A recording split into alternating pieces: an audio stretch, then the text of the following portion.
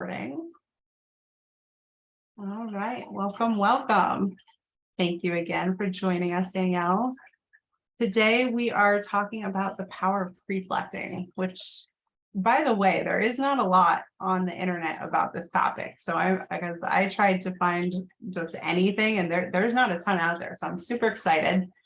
And what we're really talking about is succeeding sooner, which I love. I'm a big fan of the notion of that. And the art of pre-flection is basically the opposite of reflection. It's to think about something that's going to happen rather than something that has already happened. Thinking forward through opportunities ahead, situations you might face, and pre-considering how you might react to them.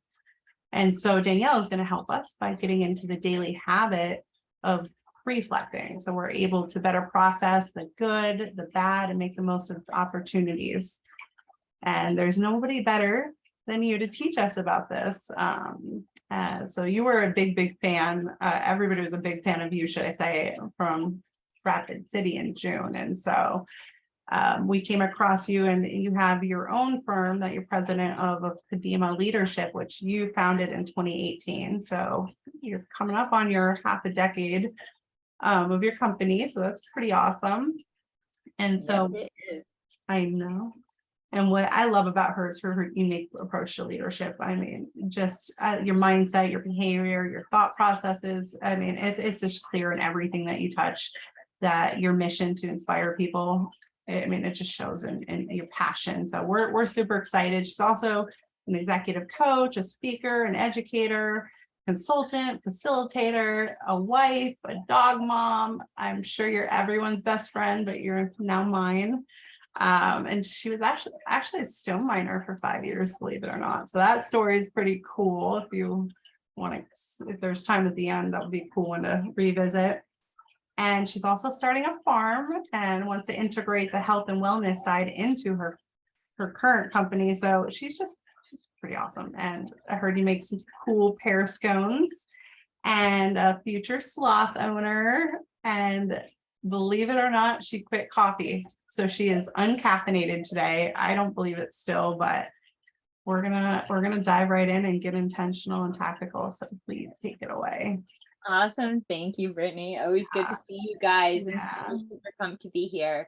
I'll say the caffeine thing, it kind of connects to the whole topic that we're talking about today. It was a very, very intentional choice, and an intentional choice that I had been wanting to make for a long while, and was scared to. I didn't want to not have. I was a big black tea drinker, and I like really, I loved my black tea, and I didn't want to give it up. And I did it for two reasons. And the quick story is, one, I couldn't get to like 1:30 in the afternoon if I didn't have a cup of tea. And I hated that. I absolutely hated that. I felt like it was not the right way to set myself up for success, to know that if I couldn't get access to a single cup of tea, I was going to be struggling. And then the second reason, which is a much longer story that I won't share, but my mom had some health issues, and she was on some major medication, and it was messing with her hair and her nails, and she wasn't feeling great from it. And just by cutting out caffeine, my mom's off all of the medication that they had put her on. And like, to me, I just, man, if I've got that running through my body, like, you know what, I don't need it. So for those two reasons, I cut it out. And I got to tell you, it was a rough 3 weeks. It was like really, really rough 3 weeks. But then after that, rock on. It was great. It was easy. It was comfortable. And I'm really pumped that I did it. So now I drink hot water with lemon and honey in it every morning, which is just not as exciting, but I've gotten very used to it.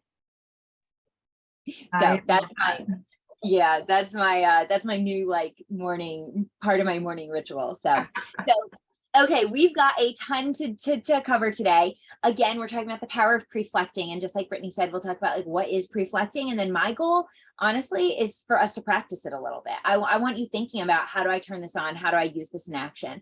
I also want to walk through. I've built kind of like a toolbox of ways to practice pre-flecting in a way that's more accessible and simple and like easy to just incorporate. That doesn't take weekend long retreat. You know, my husband and I, we do quarterly retreats together, and we spend that time. We've got a schedule for the retreat. We prep all of the food for it. And we spend that time. We both have our own businesses, running through our strategic plans for our business, talking about some big projects that are going on. We also do stuff on our relationship. We have a relationship scorecard that we give each other feedback around our relationship around. And then we talk about just life in general, ourselves, where we want to see ourselves in the next handful of years, and how can we continue to navigate in that way. That stuff is big. It takes a whole weekend. We spend some serious time preparing for it, serious time doing it. I want to talk from a more accessible standpoint. How do we just incorporate this idea of pre-flecting into our day-to-day? And then, just like Brittany said, we'll hit pause. We'll give some wrap up from the SDA standpoint, and then we'll jump into a Q&A, which we can go in any direction you wish. So, power of pre-flecting, this idea of how do we make sure that we get intentional about pre-flecting. Now, most of us reflect. Most of us talk about reflecting. Most of us say that we're supposed to reflect, and we spend time reflecting on an experience, which is actually how we learn. We don't learn from doing, we learn from reflecting on the doing. That's how we start incorporating it into our life, which is great. What I want us thinking more about is, how do we get proactive about that? How do we start reflecting before the thing happens? So we show up the way that we want to. So we are in that moment with an intentional, very purposeful mindset. So I'm going to start with a quote. And for those of you who are at the SDA conference in June, you'll recognize this, or you'll recognize it if you're an Alice in Wonderland fan. I actually was prepping for this, and my husband asked if this weekend we could watch Alice in Wonderland. So I think we're going back old school and watching the like legitimate cartoon one, not the new remade one, but the actual original cartoon, which I don't think I've seen now in, I don't even know how many years since I was a kid, right? So this quote is one of my favorite quotes. And when it comes to anything that we're talking about in the future, I always want to ground myself and everybody in this quote.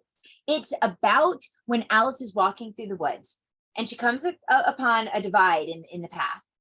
And she looks up and she sees the Cheshire Cat up there. And she looks at him and she says, "Oh, please, would you tell me which way I ought to go from here?" And he looks down and he says, "Well, that depends entirely upon where you want to end up." And she's like, "Oh, well, that doesn't much matter as long as I get somewhere." And he's like, "Oh, well, then it doesn't matter which way you go. You're bound to end up somewhere." And I constantly find this quote to be one of the most pivotal and most important pieces of the conversation. Too often, this is how we show up. Too often, we come upon a decision in our life and we're like, "Oh, well, whichever one, it doesn't much matter." No, it matters. It matters so much. Every single day, the thing you decide to eat for lunch, the decision of how you talk to a coworker, the whether or not you make that phone call, all of those little decisions matter so much to who you're going to be. But if we don't think about who we want to end up as, we will continue to just go whichever direction kind of seems like it's in front of us. And that's what I want us to stop doing. I want us to be more intentional. So like Brittany said, we've got the chat open. Obviously, you can jump off mute. And it's a group that's accessible enough that if you've got something you want to say, or you've got a story, you've got a question, you can jump right in. And then we're going to go through this, but please add in the chat. I'm going to ask you to throw things in the chat. Don't be shy. This is about you. And if you are not participating in it, you're just kind of half listening while you're checking emails, you're not going to get out of it what you signed up to get out of it. All right, so let's maximize this time together. So what is pre-flection? You know, this is the definition that I give it, which is actually the same definition that the dictionary puts as reflection. I just added the word proactive. Right? This is serious, proactive thought or consideration. This isn't me thinking about what did I do in that moment. This is me thinking, what do I want to do in this moment? This is me proactively preparing for whatever is about to come my way. What typically happens is we show up in a moment. We show up and we do whatever the thing is. And then afterwards, we're like, "Oh man, I totally forgot I wanted to say that thing. I totally forgot I wanted to be a little bit quieter. Oh, I totally forgot I was interested in asking people what their perspective of this is. Oh, I totally forgot I didn't want to get pissed off at that person again. All the time we do this, where after the situation, we're like, oh man, I should have, I wish I had. When we get proactive and we pre-flect, we get rid of that feeling. So I want us to practice it. I've got a couple little practice exercises that I want us thinking about. The first one is going to be about work. I want you to go ahead. I don't want you diving into Outlook, but I want you opening up your calendar and I want you looking at what comes after this conversation. So this conversation you've got scheduled, what's the next thing on your docket? And what I think consistently happens is we live in a world where it is so easy to run from thing to thing to thing. We go from one meeting to another meeting. If you're in person, you're running from one conference room to another conference room. If you're on Zoom, you're literally logging off to log back in. That we very, very rarely think about what is the environment that I'm about to walk into? What do these people that I'm about to engage in, what do they need from me? How can I set them up for success? How can they set me up for success? So I want you identifying, and I want you throwing it in the chat. What's the next meeting? What's the next thing that you have going on your calendar? And I want you to consider these couple of things. What are they expecting from me? If they haven't said it, what do you think they're expecting from you? What are you expecting from them? When you walk into that room, are you expecting people to have something completed? Are you expecting that they are going to have a draft of something done? Have you actually communicated that expectation? Or are you living in a state where you've made assumptions, where you are assuming that they know what you're looking for? Anytime I hear somebody say, I assume, I wish, I hope, I tell them to get those words out of their mouth. Lock it in for sure. I want clarity. I don't want ambiguity. I want clarity. So if I think, oh, I think that they know what is expected of me. I think that they know what I'm looking for from them. I want to know. I want to be confident that they are aware. Right. So what do I see? What do I see here? I see, all right, somebody said, yeah, Carrie said that she needs to prepare the contracts for 8 sub-consultants. I hope if that is right after this, that those are already completed. Otherwise, that is a lot to get done very, very quickly. Yeah, quarterly taxes and end of the year projections. Oh, that sounds like a headache and a half for Brittany. Right, I've got a meeting with the owners of the firm to discuss bonuses. They're expecting me to present the information that they need to make their decision on bonus amounts. Man, Penny, that actually makes me think of a conversation you and I had in Rapid City. And I feel like sometimes you hold like a lot of weight on your shoulders in those moments. You have a lot of control. Yeah, client meeting to review updates, submit payroll. People will really, really appreciate that, Stacy. So yeah, submit that payroll. And yeah, taking minutes during a bi-weekly meeting for finalize the board documents. Expectation is that you have a draft completed by the end of today. Yeah, fantastic, Elizabeth, right? It's good when we have clarity on what that is. You're in review, etc. Setting the floor plan for our office holiday. Ooh, Gretchen, that sounds like fun. Right? Setting the floor plan for the holiday party. I think that sounds awesome. It is so important that we think about that. So that's what they are expecting you to deliver. What I also want you thinking about is who is going to be in that meeting? Who is going to be in that meeting and what do they need from you? How can you set them up for success? So I'm going to put up a document up here, and this actually ties to a tool that I often use with coaching clients, and it helps people understand what their preferences are. We all have preferences, just like if you're a righty or a lefty, you've got a preference for which hand you sign your name with. We all have a preference in how we communicate. My preference might look very, very different than yours. And yours might look very different than the next person that you're about to communicate with.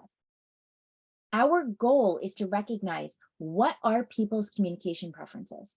So when I am in the moment with them, as often as possible, I can adapt my behavior to speak their language. So what I want you to do, I'm going to pull up your annotate feature. So if you've never done this before, you're going to see that green box that says you are viewing Danielle Kennedy's screen. And then next to it, it says view options. I want you to click on view options. And when it comes down with that menu, you're going to see annotate. I want you to click on annotate. All right. And on there, you're going to see stamps. So pick a stamp. I'm going to pick a check mark, right? And I want you thinking about the next person, the next meeting that you have. Think about a person in that meeting. And I want to know, what is their communication preferences? Right? What are their communication preferences? So I know for me, the next person who I'm interacting with, whoever, just Elizabeth, you just put that star right there as well. Yeah. Be direct and to the point. Definitely be confident and assertive. Do not dilly-dally, like absolutely do not dilly-dally. That is 100% the next person that I have a meeting with today. And so what do I need to do as somebody who probably has a lot more of the tell a long story, or, add details that probably most people don't really care about, or, explain that we just got 18 chickens and I'm super excited. Like this person isn't going to care about any of that. I don't need the hi, how are you? How was your day? I just need to be able to get down into business. And it's important for me to recognize who I'm interacting with and what they're looking for from me. It's also important for me to know where I sit. Because what tends to happen is if we don't proactively pre-flect, we walk in and we tend to show up in our default preference. Well, that might work for some people, but for some people, it's going to miss a mark. Right? So I love that you guys are looking at this. So somebody said, ask their opinion and give them time to answer.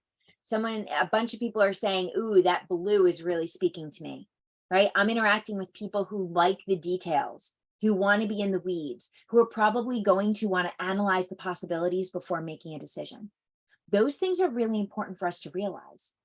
I shouldn't be surprised if I'm putting a star or check or whatever next to one of these blue things.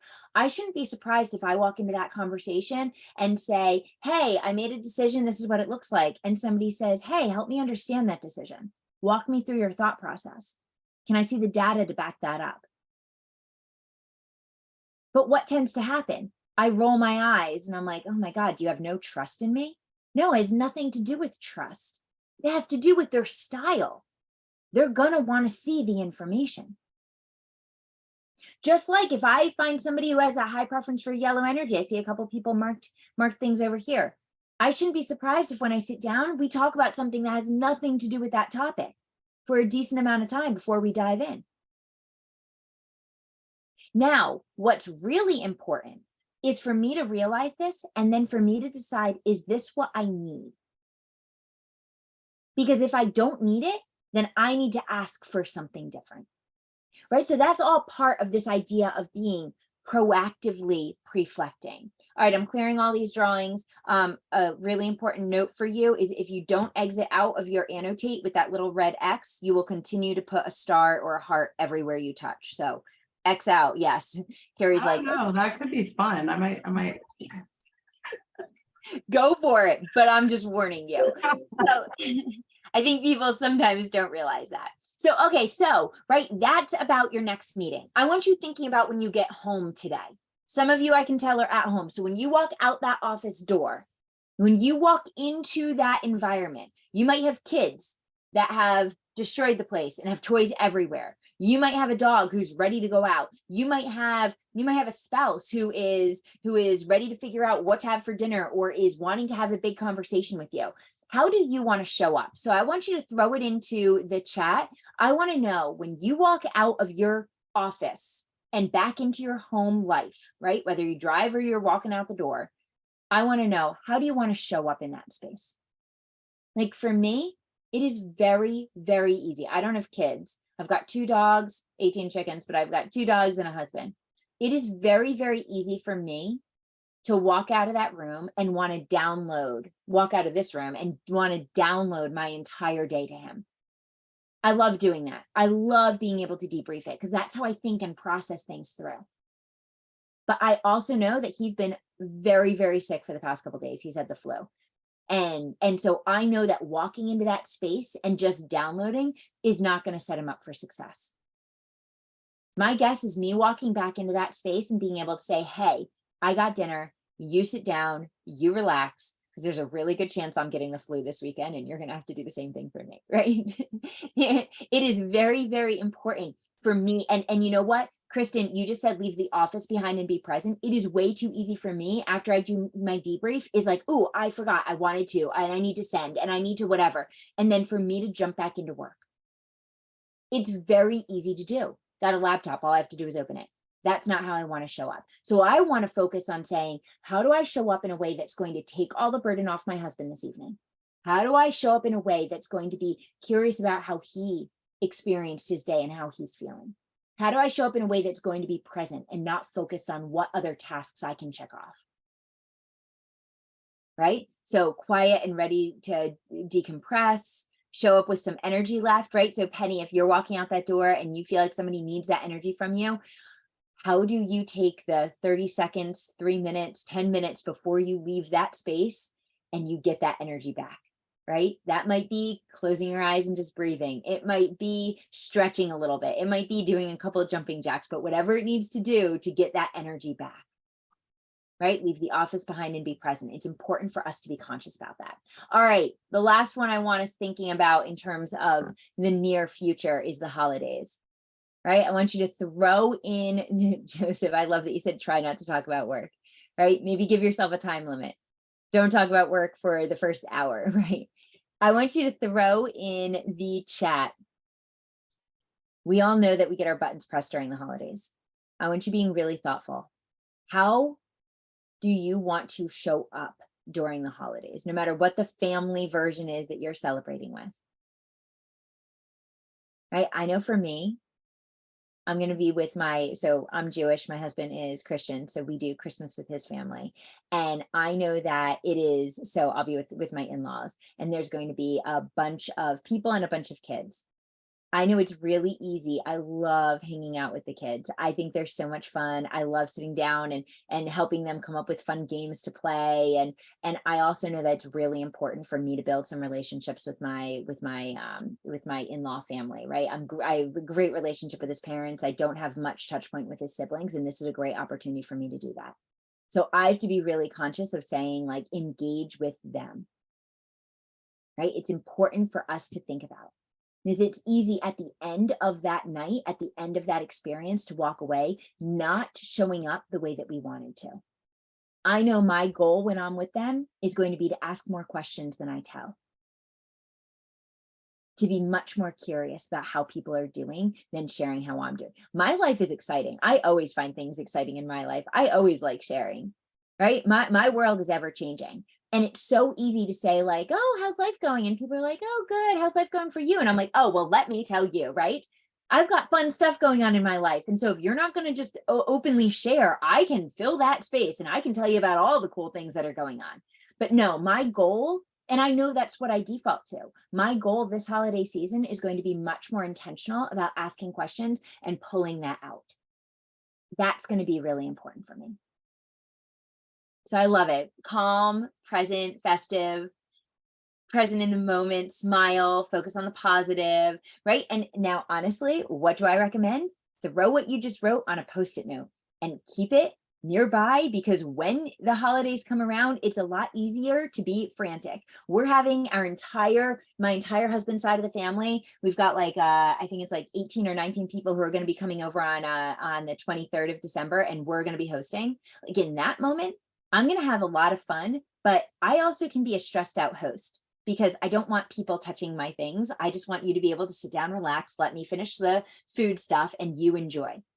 I know that it's going to be important for me, like you said, to smile, to not show up super stressed out, because we're doing this because it's fun. We're doing this because we want to, right? Lots of compliments. I love it. So it's super important. So, okay, let's pivot to thinking a little bit about next year. And we're going to do a quick, easy pre-flection exercise. I want you thinking about 3 words that you want to describe yourself, who you want to be in 2023. Now, we can continue just being ourselves, right? We can continue just showing up as us. But I want you thinking about what needs to continue to be true, what needs to stop being true, and what do you want to start? right? So I want you thinking about what are those 3 words that you want to bring. Like Penny, you mentioned that idea of like showing up with some energy when you walk out of your office. I mean, what are the words? Maybe it is energy. Maybe it's calm. What are the 3 words that you want to describe you in 2023? So for me, what I've identified is discipline. Right? I just moved into a new place. I am super pumped. I know that there are ways that I can take this all to a whole nother level, and I am super, super excited to action on it. But it's going to require me to be super, super disciplined. And now I'm good at being disciplined, but I'm even better at being distracted. So I need to be really thoughtful about what that looks like. I also want breath to be a focal point. I want breath to, I am one of those people who can catch myself being like, have I even taken a breath in the last 5 minutes? Like, I feel like I just wasn't even breathing, right? It's important for me to be able to remind myself that I want to breathe. And then the last one is patience. I got none of it. I literally chased 18 chickens around this morning and thought this is the most inefficient way in any world to try to move chickens from one place to another. And you know what I was thinking the entire time is I had already prepped for this. I'd already thought about how I wanted patience to be a word that I'm focusing on in 2023. Well, guess what those chickens are going to teach me? Come hell or high water, they're going to teach me how to be more patient. Right? Because me just charging at them to try to pick them up and move them to where I want them does not seem to work. Jessica looks like she's had an interaction with chickens before. And right, so I need to be really, really thoughtful about how do I practice that patience when I'm interacting with them. My guess is just by practicing that patience, that process will get even more efficient, and that will make me happy. Right, so I love it. Motivated, flexible, open, better listener, focused, patience, competent, focused. I'm hearing a lot of focused, joyful, patient, efficient, intentional, calm, inspiring, right? And again, we say these things and it's December 8th. Well, what happens on January 5th when life gets crazy? We're back at the office, the new year started, we've got goals going on, we've got things that we have to work towards, and we're running 1,000,000 miles an hour. Well, guess what? These words start to disappear. These words don't become as important. But if these are the things that you truly want to embody in 2023, how do you keep them top of mind? Because if that is in fact of value, those words are going to get you to where you need to be. But if you just get distracted by your to-do list, oof, you miss the opportunity. So, okay. I've got a toolbox I want us to work through. All right. So I picked a pretty picture of a toolbox for it all as well. Now, I've got them all written out here. I want to walk through each of them. We're going to talk about the idea of integrating white space, the idea of writing out your pre-flection, knowing your vision, making it easy or hard, depending on what you're trying to do, identifying your values, asking curious questions, and eating, sleeping, drinking, moving. Because I cannot talk about anything that's going to add value to your life more than eating, sleeping, drinking water, and moving, and an occasional glass of wine, definitely, right? So this is what I want us to walk through, because why do we fail at the idea of pre-flecting? Why do we fail at putting it into action? It's because we tend not to keep those commitments to ourselves. We make it too difficult. We make it too challenging. It's got to be the, oh, Danielle and her husband, Zach, they do a weekend retreat. Well, that's how I'm going to pre-flect. If we wait and do the weekend retreat, guess what? Sometimes that never happens. So we have to figure out how to put this stuff in practice in ways that are more tactical, more accessible. So the first thing that I want to talk about is integrating white space. And up here, I've got my white space agenda. And I'll send this to Brittany afterwards, and we can send it out to the group, or I'll put it in the chat when I have a second to find it on my computer. And so my white space is incredibly valuable. I make sure that my days are filled with white space. I started doing this when I was working in the corporate world, and I realized my days, well, some of you might already have heard a little bit about my health history, but the short story is that years ago, I was working in corporate America, absolutely loved it. I was kicking butt. I was a rock star. I knew I was doing a great job. I loved it so much. And I loved it so much that I was barely eating. I loved it so much that I stopped going to the gym. I loved it so much that I was the first one in the office and I was the last one to leave. And I got totally bit by that like accomplishment bug. And I was having the time of my life. I don't know how much I was sleeping. I don't know how much I was taking care of my body at all.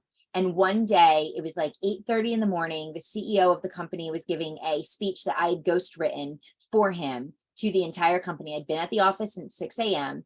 And on my way down to hear the speech in the big conference room, I went to grab a granola bar out of my drawer and I was out. And I was in the conference room. He starts speaking. It started at 8 o'clock. By 8:10, I had passed out. I was on the ground. The paramedics had been called, and I ended up out of work for 3 months with a concussion like that I could not function around. And it was miserable, absolutely miserable. And when I started recovering and started getting back in the space that I could actually do stuff again, I realized never again. It was unhealthy. It was unhelpful. And it shut my body down. My body literally had to stop working for me to take a breath. And so what I did is I started incorporating this idea of white space into my day-to-day. So instead of having meetings back to back, I started putting in space. Now, I personally do 30 minutes between. Now, I do that intentionally because I'm working with clients. I'm working with coaching clients most of the time. And so that gives me flexibility that if somebody needs to run over and they have capacity, I'm not the one rushing them off the call. I'm not the one telling them that we have to stop. And I never want that to be the case. I don't want, every once in a while it happens. And I certainly do stop people because sometimes people could go on for forever. But right, so my goal is to be efficient with our time, but my goal is also not to cut someone off if they're in the middle of actually processing through what they need to process. So, right, so this is what my white space agenda looks like when I recommend it to clients. It's 15 minutes. It doesn't need to be the 30 minutes that I give myself. But what it does is it gives you a moment of reflection time. So the meeting ends and you're able to document any takeaways. You're able to write down the action items, maybe even send out that quick email, whatever it is. So you know what you just committed to. You know what everybody committed to. You can walk out of there feeling like you've wrapped that meeting up with a bow. Then I give some time for personal time. You know what I never did when I was back to back with meetings? I never peed. Like, just absolutely ridiculous, right? I mean, you don't have time to pee if you're in meetings from 8 a.m. until 5, and then you're missing something when you do, which means you don't drink as much water. I'm still drinking a lot of tea, but that's a whole different thing, right? And so it is so important for us to recognize that we need a couple personal minutes to fill up your water bottle, to grab coffee if that's your thing, to stand up, to move your body, to check your text messages, to give your spouse a call, whatever it might be. It is so, so important to be able to run to the restroom, to grab a snack, to switch laundry, right? Whatever it is that you're doing, it's important to have a moment to actually take care of that. And then I set people up for time with intention. This is when you actually say, what am I about to walk into? What did I need to grab? Do I need something tangible? Do I need to find that document that I don't know where I saved it type of thing? So you can have it pulled up and ready to go. Who am I about to see and what do they need from me? And then you actually get to arrive. You actually get to show up without being the one who runs in the meeting and being like, sorry, the last meeting ran over. No one cares. No one cares. It is a terrible, terrible habit that we have in the corporate world. Your meeting shouldn't run over because it makes me late for my next meeting. And then you end up being the bad guy for leaving early or coming in late. Make it stop. Buffer that time because you know it's going to happen. The second thing is write it out. I think it's so funny how often I talk with people. I coach top executives at companies who don't want to bring a sheet of paper into a feedback conversation. Why the heck not? Do you know when I give feedback, I have it documented and written down. One, so I know I can say what I want to say, but two, so I know that they're getting the best version of me. Whenever I terminate someone, and it's a crappy conversation, and you know what? I'm pretty good at it. I don't like it. I don't want it. I don't ever want to do it, but I can do it. But every single time I have to terminate someone, I have the first sentence that I am saying to them. I have it written down and I walk in with it. Do you know why? Because no matter who you are, no matter how good you are at it, you should have butterflies when you terminate someone. You should not feel on cloud 9 doing it. And it's so easy to deviate from your language. It's so easy to start off by saying, oh, I'm so sorry, or I feel terrible for this, or whatever it might be. No, if you've got your language, you've got to be able to figure out, how do you strongly deliver that? The same is true with feedback. Document that feedback, put it down. It strengthens your language. It strengthens your message. If you're giving a performance review, fill out that performance review. Don't expect yourself to be able to wing it. That could be a difficult conversation. Prepare for it. If you're getting a performance review, document it. What are you proud of? What do you see as an opportunity? What do you want to make sure you do differently next year? What are you trying to accomplish? Document it. That is so important. If you're asking for a raise, bullet point your points. Don't walk in there thinking that you're just going to be able to spout it all off perfectly. You're going to get nervous, right? So in those moments, that's where pre-flection can help. It's not just about thinking it. It's about documenting it and then having that as a rescue point for you. It helps support your success. The next piece is the idea of knowing what in the world you are working towards, just like that Alice in Wonderland quote. When I ask people, like, what do you want to be true over the next year? People kind of do that, like, oh, I just want to have a good year. And no, that's a BS comment. There's actual things that you want to see come true. But if you don't know what that looks like, you're putting yourself in a position to not get to where you want to be. Like for me, my 2022 and 2023, I had a 2-year vision statement, and very, very intentionally. It is to stabilize my home, my soul, and my business. That is my vision. That is what I am working towards. That is always on the forefront of my mind. So when I'm making a decision, I just spent money on organizational stuff for the house. And Zach was like, do we need this stuff? And I was like, I don't know if you need this stuff, but I need this stuff.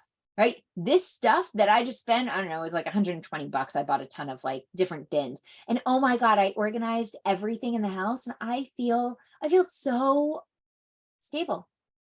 Like it's helping me live into this $150. And I feel like I have stabilized an aspect of my life. That is me living into my vision. It'd be easy to say, I don't need to spend that money on this stuff. Underwear can just be in a drawer. Well, you know what? When your underwear's in a box and your bras are in a box, well, Kurt, your bras probably aren't in a box, but your underwear's in a box, your bras are in a box, your socks are in a box, everything is organized. It doesn't get convoluted with everything. Maybe they are. No judgment there, right? But right, it gives me clarity. I can open that drawer. I know where everything is. Everything is organized. That is healthy for me. I live better in that state. Now, I've got a program that just actually kicked off yesterday. I'm super excited about it. I'll throw it in the chat, but we're doing a program called Ready, Set, Goal, and it's actually getting people to identify their vision. It's a self-directed program, so you move through it at your pace. Yeah, I'll throw it in the chat right now, and I am super, super pumped about it. And it is going to be an absolute blast. There you go. And so in that moment, not only are we identifying a vision, but we're also saying, what are the goals that you want to achieve? What are the action plans? What are the limiting beliefs keeping you from achieving it? And then how do we move forward in that direction? Now, most of us know how to goal plan. Most of us know how to do that. The problem is you don't take the time. And that's why I set up this program, to give you the structure around it, so you can set yourself up for success. Right? So the goal is, how do you identify what that vision is? And then how do you make sure that you are moving in that direction and moving towards it? The next piece is make it easy or make it hard. Once you know what your vision is, just like me buying those organizational products, I am making something easy for me. Make it easy or make it hard. So if you don't want to eat junk food, get it out of the house. Stop telling yourself that you're just going to resist the Oreos. Well, why are you making it so difficult? We're humans. We are lazy. I mean, we are just the most lazy creatures. We like things to be easy. Live into it. Maximize it. Use that to your advantage. If you need an alarm to wake you up and you don't usually wake up because you can just tap it and turn it off, Well, put the alarm across the room. Get your spouse's buy-in before you do that, because that's just a great way to piss other people off. But right, like put it in a position where you have to get yourself out of bed. Once your feet hit the ground and you've gotten out, it's going to be much easier for you to be like, okay, I'm up. If you struggle with it, make it more difficult. If you want to stop spending money on going out to eat every day and your day gets ahead of you, make extra dinner and pack it up.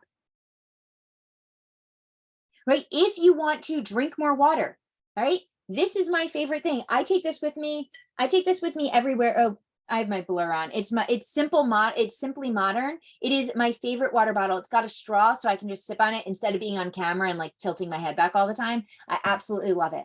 It's such a valuable asset for me to spend the $20 to get myself a water bottle that I love. And I actually got a travel one. So since I travel a bunch for work, that from the same company, right? Get a water bottle, keep it filled, drink more water. Love it, Penny. Love it. Maybe it's vodka, but I'm assuming it's water because it's pretty early for you. Yeah. Right? If you want to go for walks, if you wear heels to the office, right? I know Kurt's like, oh God, I can't take off my heels, right? You've got to make sure that you've got your sneakers there and you've got the accessibility to go for that walk. Thanks for letting me pick on you, Kurt. And right, so we want to make sure that we're putting ourselves in a position where things that we know are going to give us access to that vision that we want to achieve, that they're accessible. The next thing is values. Now I put up here, these are my personal values. You're welcome to screenshot it and use it for yourself, but my guess is it would be much more valuable if you thought about it for you. Right? My values are all around respect and depth and efficiency and energy and ownership. Do you know what values are? They are a decision criteria. If I understand what I value, when a decision comes my way, I've already done the pre-work to making that call. I know what matters. Now, what I have here and what you'll see is I've got the value up top. Then I've got a statement that explains the outcome of that behavior, what that looks like in action. And then I have the 4 behaviors that I want to exert in order to live into that value. So for respect, I want to live beautifully. There's a book by Andrea Stoddard. It's called, oh God, now I just blanked on it. Living a Beautiful Life or something like that. Andrea Stoddard's the author. It's all about how to incorporate beauty into your life that doesn't require you going on fancy pants vacations every other week type of thing. The goal is, how do I live my life beautifully? Because I believe that that respects the world I'm in and myself. How do I act with courage? How do I permission market? Right? That's asking permission before I do something from myself or from others. Right? When I call somebody, instead of just calling and assuming they have time to talk, being able to say, hey, I know I'm calling you out of the blue. Is this a good time? Then they have the ability to say yes or no. And if they say no, I'm like, well, why'd you pick up the phone? But right, then you have the opportunity to say, okay, cool. When's a better time? That shows respect. And share expectations. It shows respect for me to tell you what I'm expecting of you. So if I can do this work, this is pre-flecting on my life.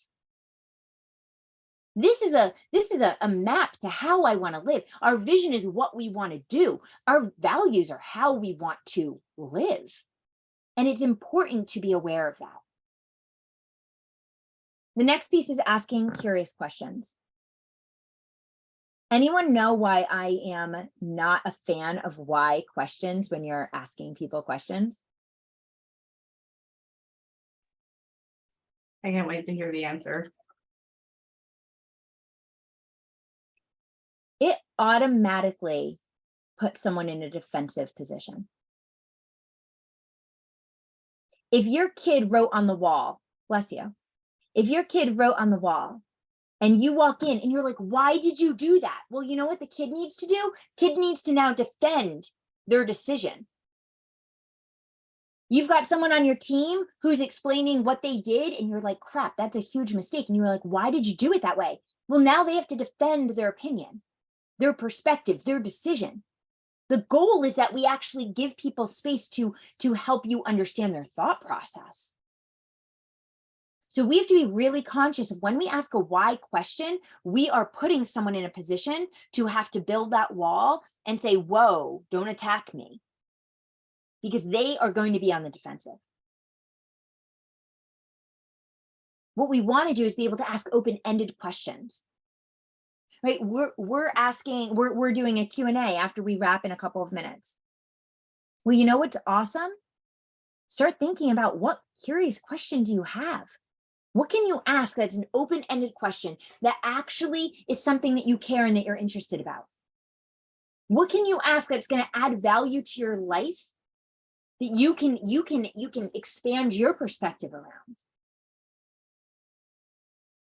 Right? And ask people questions about how do they like to receive feedback, about their experience that they've been through, about their thought process around things. It is so valuable for us to ask those curious questions. But if we just expect to be able to walk into those situations and ask, we're sitting there, I don't know, did you have a good day? Like we the questions don't come out as deep as we want them to be. We want to proactively think about those questions. We want to pre-flect. That sets us up for success to get the most out of the people that we're interacting with. And the last piece in this toolbox is, oh my God, get your sleep, eat your food, move your body, drink your water. I got to tell you, 90% of the issues that I hear executives challenged with, like, I'll be totally honest, I was on a call with a guy this morning, CEO of a company, cool guy, great guy. Yes, self-care first. He gets on and he looks rough. And I said, you doing okay? And, every, sickness is going around. And I was like, are you doing okay? And he was like, yeah, why? And I was like, you don't look like yourself. You look like you're exhausted. He's like, well, I am. And I was like, all right, talk to me. And he goes, well, I'm really hungover. And I was like, seriously, man? You're running a very successful company. It is a Thursday morning. You're telling me that you're showing up hungover? You got to set a better freaking example than that. But, right, most of the time, so for him, he didn't drink enough water and he didn't get enough sleep, right? 'Tis the season, blah, blah, blah. I know, but still, right? Like, set yourself up for success. But so often, we're not sleeping the way that we should. We stay up late watching Netflix or something stupid that really, honestly, does not matter.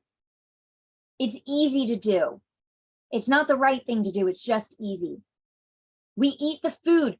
For those of you who are at an office, right? 'Tis the season. 'Tis the season for a bunch of crap to show up on the like cafeteria table. Oh my God. When I used to work in corporate America, I could not believe how many cookies and blocks of cheese and like a crazy amount. I mean, oh my God, so much junk food that is so unnecessary that you don't need, that you're not even thinking about, you just eat. And I'm not a big fan of diets. Like, I am a fan of moderation. I am a fan of taking care of your body. I eat a very, very intentional diet. I do no refined sugar. I do no caffeine. I eat mostly meat. I eat a lot of fruits and vegetables. I do raw honey, raw milk. If I'm doing dairy, I try to do mostly raw dairy. Like, I am very, very intentional about what I put into my body. Most of us are very unintentional about what we put food into our body when food is available. It is very important for us to be thoughtful about it. Move your body. You guys, all right, so the majority of you aren't even on camera right now. I don't care. Get up and do jumping jacks. My guess is nobody can see you. Do some push-ups. Do a plank. Like, nobody can tell that you're doing it. I have a feeling you're not going to sweat if you just do a couple jumping jacks. And then you jump back on. What, you feel better? Your cheeks are a little rosy? Okay, like, life is good. It doesn't have to be I need a whole hour to work out. Yeah, that's great when you have it. But if you don't have it, don't abandon it. Anything that is worth doing a little bit or worth doing a lot is worth doing a little bit, right? Like, anything that is worth doing for an hour is worth doing for at least 10 minutes, 3 minutes, 1 minute, and drink water. I swear it's like the easiest fix to things that people just avoid. Water should be the first thing you put in your body. Those of you who drink coffee first thing, it is the first thing I would recommend that you try differently. Wake up and drink a glass of water. I like to drink water warm, especially like first thing in the morning. I just can drink it faster and better. And honestly, it will change your life. Your body is super dehydrated when you wake up. And if the first thing you're putting in is caffeine, which dehydrates you more, you're putting yourself at a disadvantage, because everything that you do, you're operating with limited capacity because you're dehydrated. Drink your water. It will change your life. It'll change your skin. It'll change your energy. It will be the healthiest decision you could make, right? So these are all things that I want you thinking about in terms of pre-flecting and doing it on purpose, right? I want you thinking about white space. How do you integrate more space in your calendar? How do you write things out? If you know you're going into a difficult conversation, document it. If you are thinking about your next year, what do you want to achieve? What's your vision? What are you trying to do, and how can you make it harder or easier depending on what you're trying to accomplish? How do you figure out what your decision-making criteria are? What matters? And do it, right? Live into it, document it, keep it in front of you. How do you ask curious questions and plan out what those questions are? And then how do you get yourself eating, get yourself sleeping, get yourself moving your body, and get yourself drinking your water? Danielle, so beautiful. I just want to give you a heads up. We're about 12 Yeah. if anybody. So I'll just throw out there, I've got that Ready Set Goal program. I threw it in the chat. Awesome, Kurt. So great to see you. Thanks for joining. That is going to be happening. It's already live. You're welcome to join and jump on at your convenience. The other thing I will say is that we do a free webinar every month.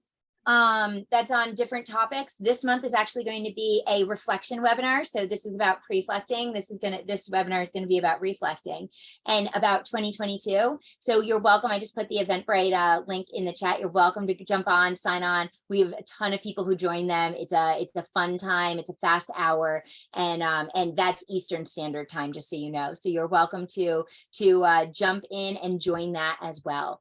I'm a big fan of using any of this work to move forward with intention. The goal is to be very intentional about what we do and how we do it. So I'm going to ask you to think about, we just spent an hour talking about being intentional. How can you do this in a way that's going to set you up for success and put you in a position to be a better version of you? All right, so I know before we jump into the Q&A, we've got some announcements and things that Brittany wanted to share. Yeah, and so amazing job so far. So I know we've got a couple of people who have to hop off at 1. So it looks like Kurt's gonna hop off. So we'll keep it going for anybody who has more time, and for anyone who has to hop off, we will send out registration for January. We're gonna have Jess Hickey back, and she's gonna it's kind of perfect to piggyback on Danielle, because she's gonna talk about time management, which, Danielle, I'll send you a link because you would really enjoy that as well. Oh, cool. So that'll be our first event in 2023. And I think this is it for the year. So I will send out a copy of the recording. Danielle already included a PDF, but I will reattach it, and a feedback form. And so thank you guys for joining. Everyone who's got to hop off, we'll hope to see you at the next one. Everyone who can still hang out, Danielle, I'm going to throw it back to you. Awesome, cool. Well, yeah. Oh, thank you. You're so sweet. Yes. So we had talked about maybe doing some Q&A and giving people an opportunity to kind of dive into what's really important to them and where their head is, and what we can support you in your development with. So any questions that we have out there, anything that we want to dive deeper on? Oh my gosh. I just want to just steal you for a week. Well, I will say at some point we're going to be holding couple day retreats out here. So we'll keep you posted. So we have a farmhouse that's from the 1820s. It was built in 1820, and we're renovating. We're going to renovate it, and we haven't started yet. We were waiting till winter so the snakes were gone, because nobody's touched the house in over 30 years. But we're turning it into a winery and a steakhouse. And we'll have it open on the weekends for the winery and the steakhouse, but I'll be running retreats in there for the beginning part of the week. So I'm going to do some that are just for clients, but I'll do some that are open to the public. So we're in like the coolest part of Virginia. So when that happens, I'll keep you all posted, and you guys can see registration for that and come and join. I was literally going to ask you if you ever thought about doing that. That is awesome. Yes. I've done it a bunch. I haven't like people have asked me to come and run it. So I've come and run it for them or for their team or for an organization that they do. I haven't actually hosted them before, which I've always wanted to. I just haven't had the space that made sense to do it. So. Oh my gosh. And I'm actually going to put the link to your blog in the chat box, because whoever writes the blogs, I'm assuming it's you because it feels like your energy, but there are a ton of good articles that would just be a really good supplement to what you're teaching us today. But yeah, your blog is fantastic, by the way. Thank you. I really appreciate that. Yeah, I love it. So it's in the chat box. Great to see you, Jessica. Yeah. So I love it. So I have a couple questions if nobody does right now. I'm looking, I don't see any. So yeah, I would again jump off mute if you want to ask a question or jump in with something. Yeah, totally. So you've touched a little bit on your morning routine, and when we had our talk, I got to learn a lot about you, but could you just kind of walk through what your morning routine looks like from when you wake up to when you actually do work? What does it look like? Yeah. Okay, cool. That's such a fun question. Yeah. I have a very, very strict morning schedule, and I'm actually trying, and I haven't put it into action yet, but I'd really like to start getting up at 4:30, but that is not where I am yet. But I'm up at 5 every day, most every day. The thing that I will disregard that 5 wake up call is if I need to get more sleep. Like, sleep will always come first for me. I'm one of those people that if I don't get enough sleep, I do not function well. So like, I don't do well on a couple hours of sleep. I need a solid like 7 some hours. And so I will sacrifice getting up early for making sure I get my rest. So that's on me to make sure I'm going to bed at a reasonable hour. But I'm up at 5. I spend from 5 to 5:45. I wake up, I brush my teeth, wash my face. I take a salt shot every morning. And so it's literally, I have a shot glass in my bathroom drawer and a little salt box in my bathroom drawer with a 1/4 teaspoon. And I do a 1/4 teaspoon. I'm not a medical professional, I should say this, but I do a 1/4 teaspoon of salt, and I fill the shot glass up with hot water, and I just stir it around a little bit. And then I can't take a shot to save my life, so I just sip it, but I sip enough to fill up a shot glass. And so taking a salt shot in the morning is one of the best ways to kick off your adrenal glands. And it was something that when I work with a functional medicine practice, and it's one of the things that they've identified that I could really use some assistance with. And so I started doing it like 2 years ago, and I will never not. I love it. It is a phenomenal way to kick off my morning. And so there's a ton of research if you Google salt shots or salt in your water. Some people just put it in like a glass of water. I like just taking it all at once. But so I do that. Then around like 5:45, I walk into the kitchen and I make my lemon water and my honey and hot water.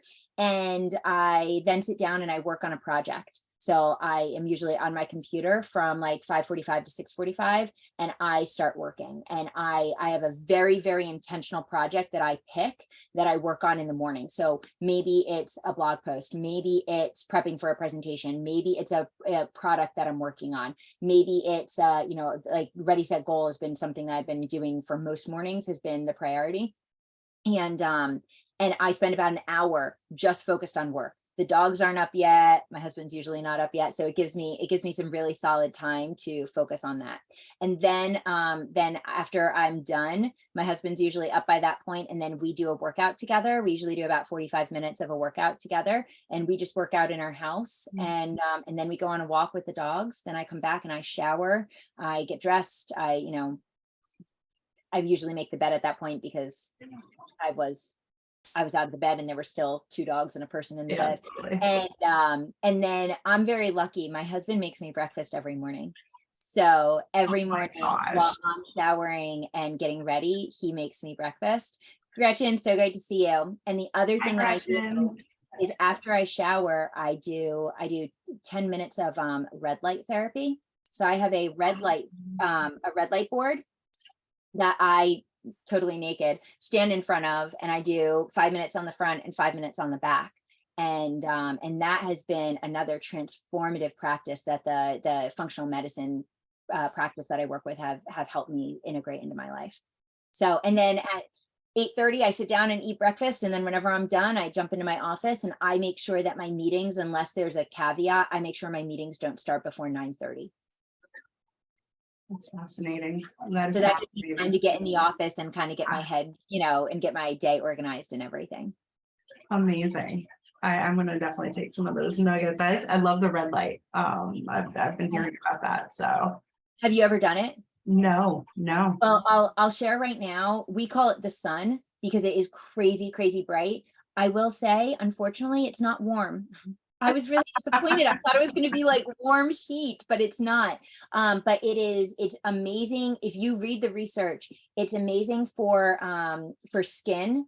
I was having some rash issues. I was responding really poorly to something in the world. And it's great for skin. It is great for muscle recovery. So after you work out, it's a really healthy thing to recover your muscles. It's great if you have an injury of any kind. It helps to rejuvenate the cells. It's also really good for menstrual cramps. If you have an issue with menstrual cramps, and you use it very consistently, it minimizes cramping and pains and aches. The only thing, you have to wear sunglasses because it's bright and it'll ruin your eyes. It's not good for your eyes, so you have to cover your eyes.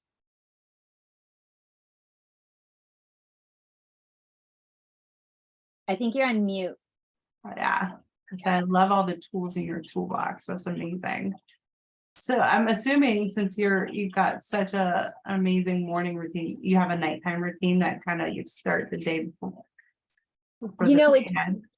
I need to get more intentional. Ever since we moved into this house, it hasn't been as strong as I'd like it to be. I think we're still figuring out like what that flow looks like, which is just an excuse because we've enjoyed our evenings and we've had fires most nights when it's been cold, and it's just been, we sit outside, look at the stars. It's just amazing.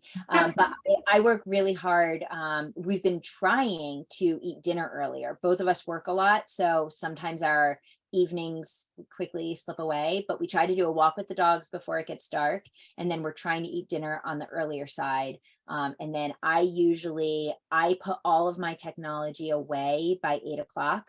I make sure that my computer is closed and tucked away. My phone is in a cabinet tucked away.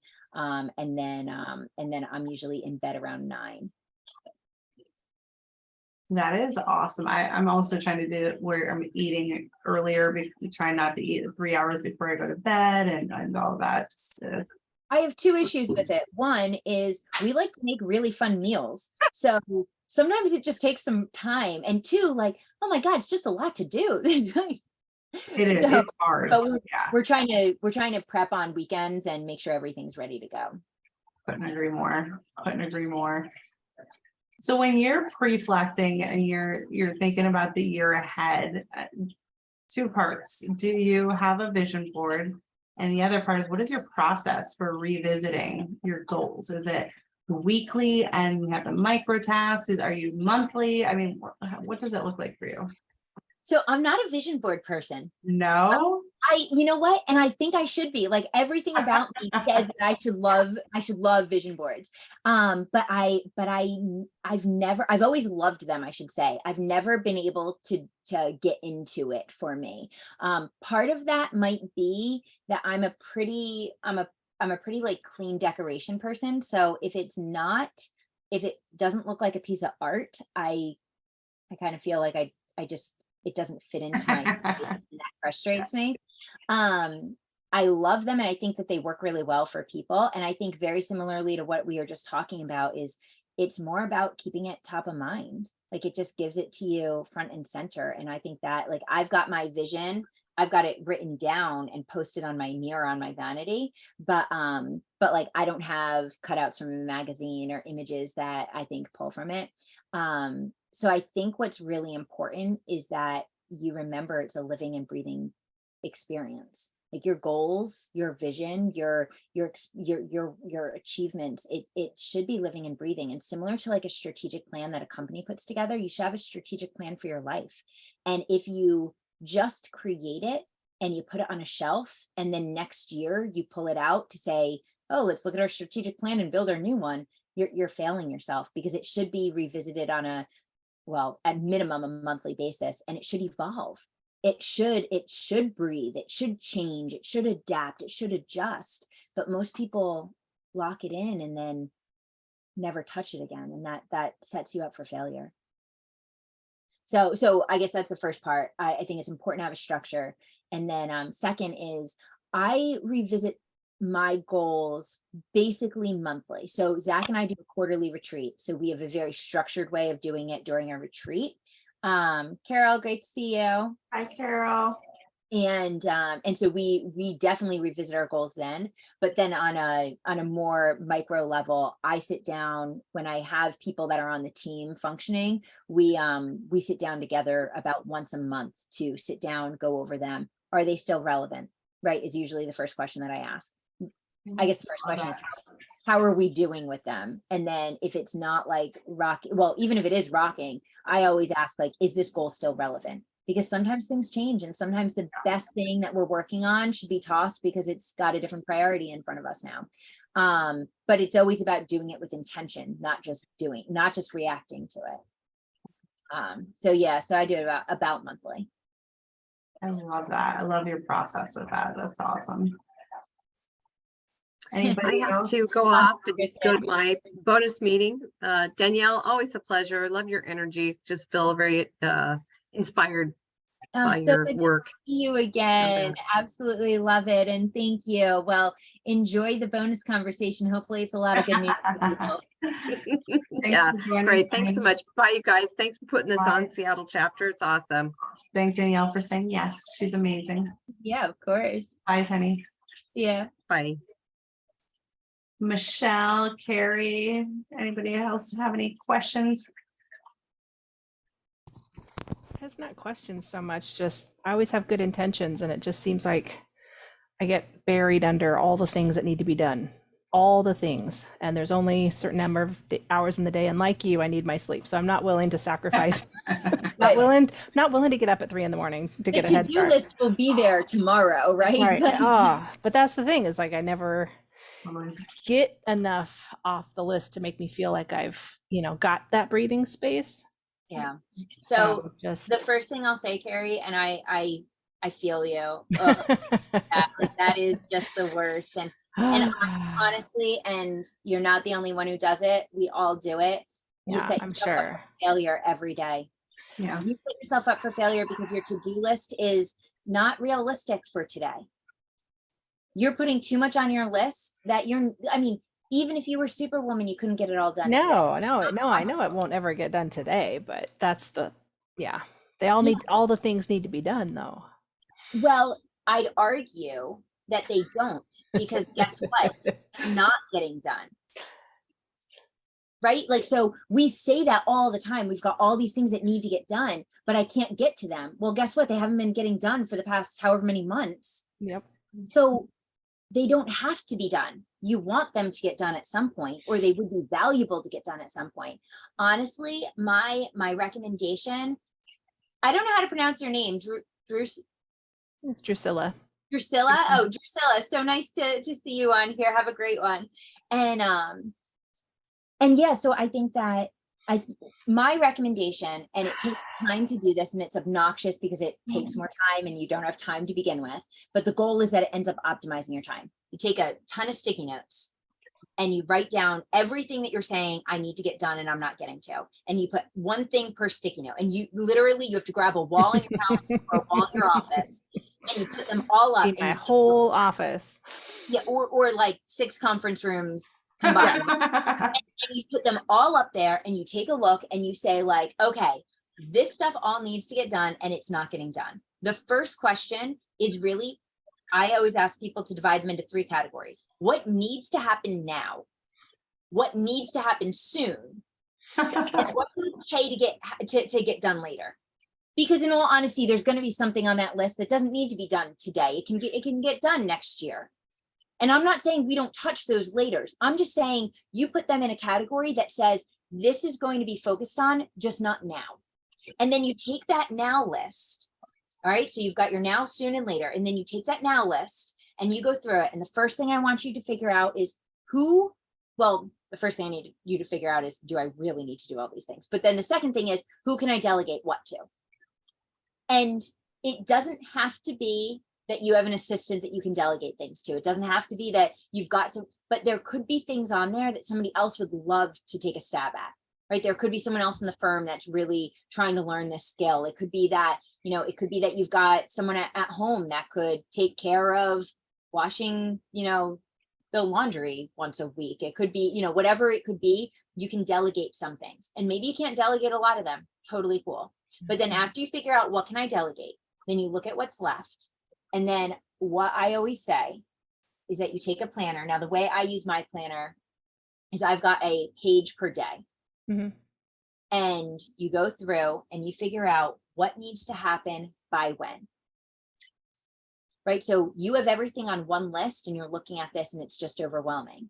Well, what needs to happen today and what needs to happen tomorrow? But the challenge is, if tomorrow you have back-to-back meetings from 9 to 3 and you only have, 2 hours in the afternoon, you're going to be burnt out by the time you get to 3 o'clock. You're going to be exhausted. So what can you realistically get done? You can't put 8 hours worth of work tomorrow if you know that you only have an hour and a half of time. And I think that's the problem. That's where we set ourselves up for failure. Yeah. And then we get so overwhelmed by it. But I think you need to be really conscious of what needs to happen now, what needs to happen soon, and what can wait. What can wait? I mean, it's not a great answer because there's no magic wand. Yeah, There's no way to say you're not gonna get it done. Yeah. You've got choices. You hire a team. That's also a problem. Totally. That takes time. It takes so much time, so much energy. And money. It's why I stopped really intentionally looking for an assistant, because I was spending so much time interviewing and having those conversations. And I was just like, I need to hit pause. This is too much. Yeah. It's why I won't post it on LinkedIn anymore, because I got 200 applicants in like 10 minutes. Well, you know what? The majority of them are not valid applicants, but no, LinkedIn is junk. Yeah. It's hard to take the time to go through and sort through and try to figure out what is of value. Yeah. So yeah, I hear you. But the reality is you either get to continue operating in a space where you're not getting it done and you're overwhelmed and stressed out, or you get to try to do something to change what that looks like. But plan for distractions. Yeah, I love that. I just want to hug you, Carrie. I can just see it on your face. Like, I know. Literally, that was me for 6 years until I finally said, if we can't afford just an admin, then we need a virtual assistant. And I'm happy to give you her information, but just even that would take the cost down a lot, but it's not sustainable. And I just want to hug you so much. I can just see it on your face. Yeah, it's a lot. Yeah. And is it coming from you, or is it coming from others handing it off to you? It's mostly part of it's the time of the year, because it's the end of the year and it's financial and there's all the renewals, that just happens at this time of year. Part of it is just we're short staffed and it's hard to find people. So hiring is challenging. Those are probably the top two: time of year and just short on staff. So there isn't anybody to delegate to. It's like, one of the things, and I say this about like CPAs a lot, and I actually always talk about it in terms of COVID. At the beginning of COVID, the reason everybody was so panicked and it was really hard to get people, I mean, there was a lot of reasons why people were panicked, but from a workload standpoint and nobody knew how long this was going to last. Yeah. It was one of those things that everybody was just so stressed, because like I do a lot of work with some mortgage companies, and they were doing better. I mean, there were people making ungodly amounts of money in the mortgage, ridiculous. Numbers that just are ridiculous, and good for them. but they weren't excited about it. They were overwhelmed. They had too much work. They didn't know how to handle it. And the challenge wasn't that they couldn't handle it. The challenge is that they had no indication that it was ever going to slow. The lack of clarity is so scary. Like, one of the best things about CPAs is they say, I know tax season is going to be insane. I'm not going to go to the kids' soccer game. I'm not going to be involved in PTA. I'm not going to friends' houses. I'm not like going out and socially drinking. I'm like, I'm working X amount of hours a day. I am just crunching through this. But I know that for a month and a half or whatever it is, I am going to be underwater. But then it goes away and I get back to normal life. So like, you're telling me it's that time of year. So that definitely does not help. Yeah. I'd encourage you is it just this time of year? And come January 1 or the second week of January, when everything's kind of closed for the year, can you actually take that breath? Or is this just really just an excuse? It's interesting because during the pandemic, there was a lot more tolerance for things not getting done, because everybody was in that boat, didn't know how long it was going to last. We're all adapting, blah, blah, blah. And with things, and it became a good excuse. It really did, right? It's like, oh, I can't, pandemic. And everybody was just like, oh yeah, I get it, you know, but, but now it's like, well, that's, send me that email that I can't do with the pandemic. You don't have to go anywhere for that, but whatever, that's all a different thing. Yeah. But with, with most things back to, the way things used to be, I'm obviously in my office. We don't work from home, and just with things for the most part back to what it was, that tolerance is gone, I think. And so those things that we could put on the for later list, it's not as easy to do, because the excuse of not having the time, people are like, well, why not? Pandemic's over, you guys are in the office, there should be no, and it's just like, oh, come on. I mean, there's still a limit to what you can get done. There absolutely is. I don't care if you're home or at the office. It doesn't change that. Yeah. And honestly, and this is a crappy conversation, but at some point, honestly, people have to sit down and have a really hard conversation with people. I sat down with a boss once, and I took 5 sheets of blank paper, and I wrote in big letters like the 5 massive priorities that I was responsible for. And I sat down with him probably about a year into trying to juggle all 5. And it was 5 things, like they were huge buckets, but I kind of see them in 5 different categories. Right. And I sat down with him and I said, these are the 5 things I've heard you ask me to focus on. He's like, yeah, 100%. And I was like, okay, I need you to choose 2 or 3. Because I have been for a year feeling like I'm failing every day because I can't get all 5 of these things done well. And so I said, you've got options in front of you. I said, my preferred option would be option A or B, but you've got 3 options. I said, one option is you got to pick like 2 or 3 of these that you want me to focus on and put the others on the back burner. And he was like, well, that's not an option. They all have to get done. And I was like, okay, well, option B is you actually let me hire a team that can support this work so we can get it done well. And he was like, no, we can't hire a team. And I was like, okay, well, option C is I just keep pushing everything forward at like a snail's pace, and it's not done well, and it's going to take for freaking ever. And he was like, option C. And I was like, oh, that's miserable. I want to be proud of what I'm doing, and I want to do it well. And you're telling me no? Yeah. I was heartbroken, but at least I had clarity. And at least I was able to say, I'm not going to do it at the level that I think I could. Well, you just can't. Yeah. I couldn't. I mean, I was watching myself put out subpar product and disappointed myself. And so I had to reconcile whether I was okay with that, but at least I had the clarity and direction from him to say, and I remember I emailed him afterwards and I said, what I hear you telling me is that you were okay with us moving everything slower and us delivering things that are not excellent. Yeah. Instead of hiring a team or just focusing on a couple of these things, because I wanted it in writing that if I fall on this stuff, you're the one who told me it's okay. But like at some point, a really tough priority conversation has to come up, because if everything's a priority, nothing is a priority. Yeah. No, it's really hard. It is. Yep. right now there is no money and no people. So I it's love still that. payroll's got to go in, and insurances have to be renewed, and things just have to happen. The contracts, I have the 8 contracts to do. They already had the kickoff meeting and they're like, where's our contract? Getting there. And then the other reminder is you need to be able to be very clear about when you can. So when somebody says, can you have this to me by Tuesday? And your natural instinct is, of course. Yeah. Saying of course. That part I can do. Yeah. Oh, good. That part I can, if it isn't something like paying people, like running payroll, if Yeah, it isn't something that have to be done. Like, yeah, I have to, taxes have to be filed. Some things have to, but if it's not something that's driven by a hard date like that, I'm okay saying that's not going to happen until next week or next month or March, because there just isn't the time. But that doesn't take it off the list. Yeah. No, but it does.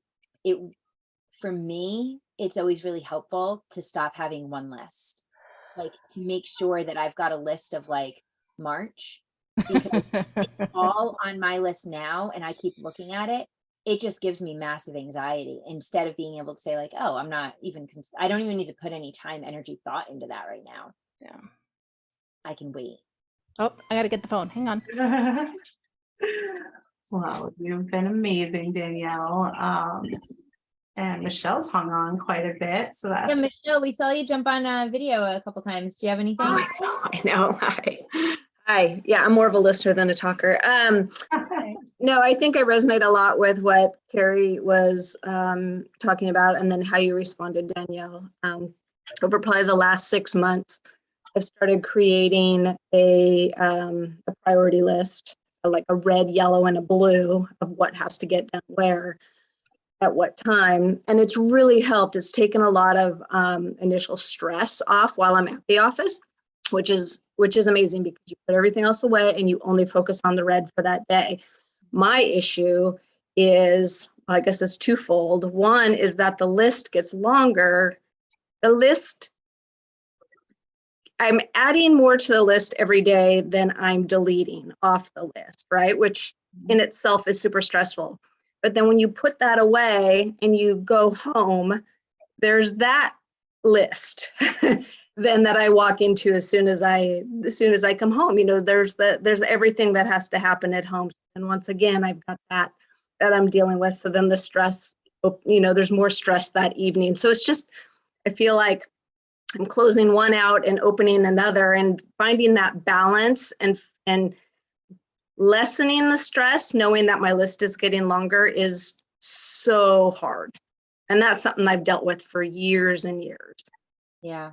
It's exhausting. I mean, it's literally, and like you said, I think that's a really, it's interesting. I was just talking to somebody earlier today who is having me come in January to do some work with, they have a real estate moms group that they do, and they want to talk about like work-life integration and what that looks like, because it's so true what you said. You're leaving one massive to-do list and walking into a massive to-do list, and some of the challenges when we view our I'll take the work spot out of it for a second, but like our home as just always a to-do list. I mean, it's never ending. And it means that, like, I see our Christmas tree back there. It means you never get to like sit and just enjoy the Christmas tree. It means you never get to like just turn on some fun Christmas music and pour yourself a drink and like kick your feet up and just like look around, because every time you look around, you're like, oh, I also have to clean the fan, and I also need to, oh gosh, there's pine needles on the ground, and like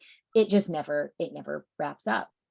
And so part of it is about you being able to say, when am I on and when am I off?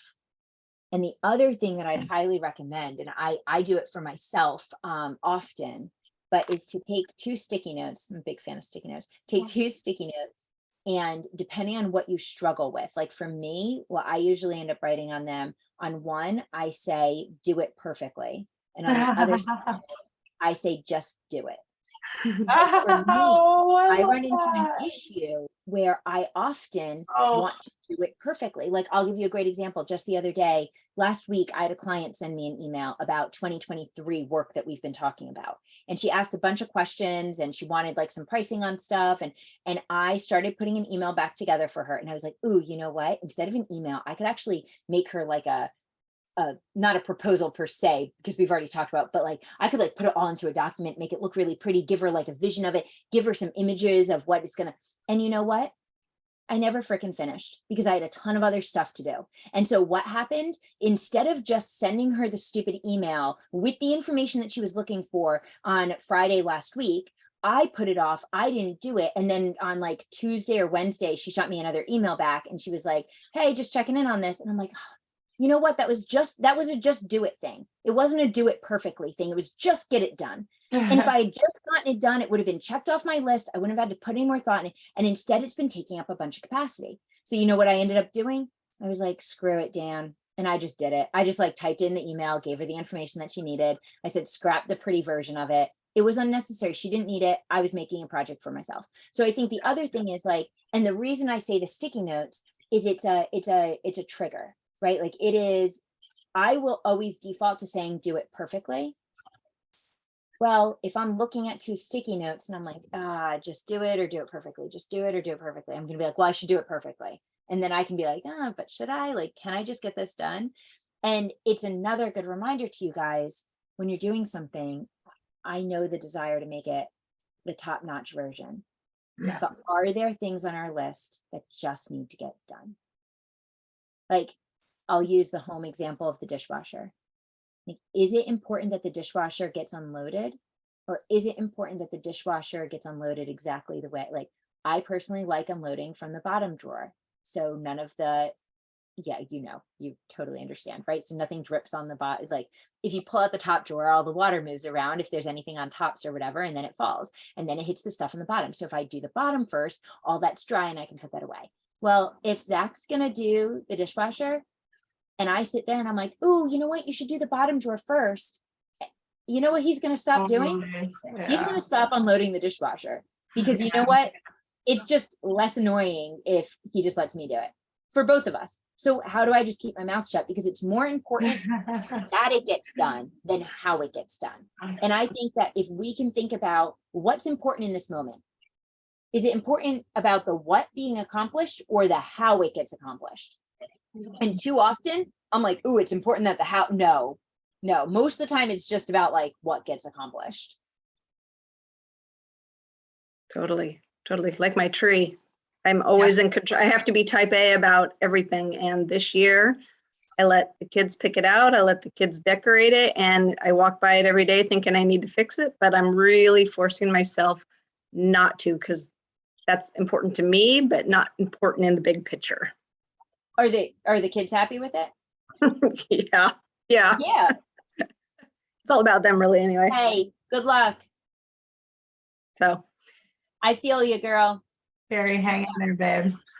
Yeah, no, Michelle, I totally understand that. And what I would encourage you to do, because I think when you go on that journey, it's really easy to say, I just have to not care about things that I care about. It's okay to have things that you do care about the how.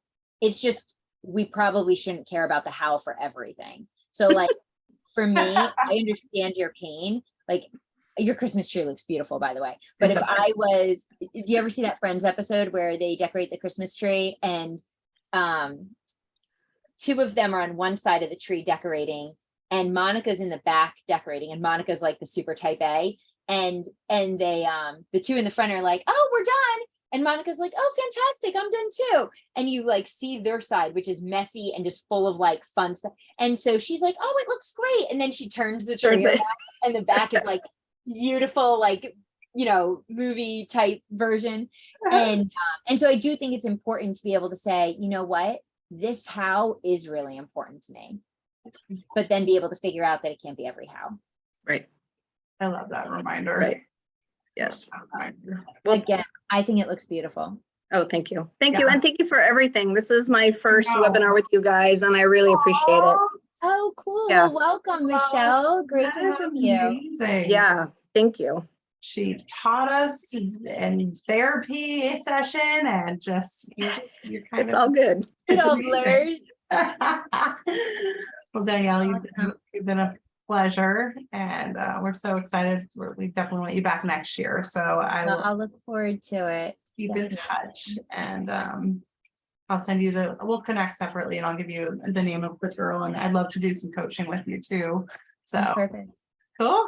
Sounds great. All right. Awesome. Well, guys, it was great to see you. I hope Thank you both so have a much. wonderful day. Go Okay. eat.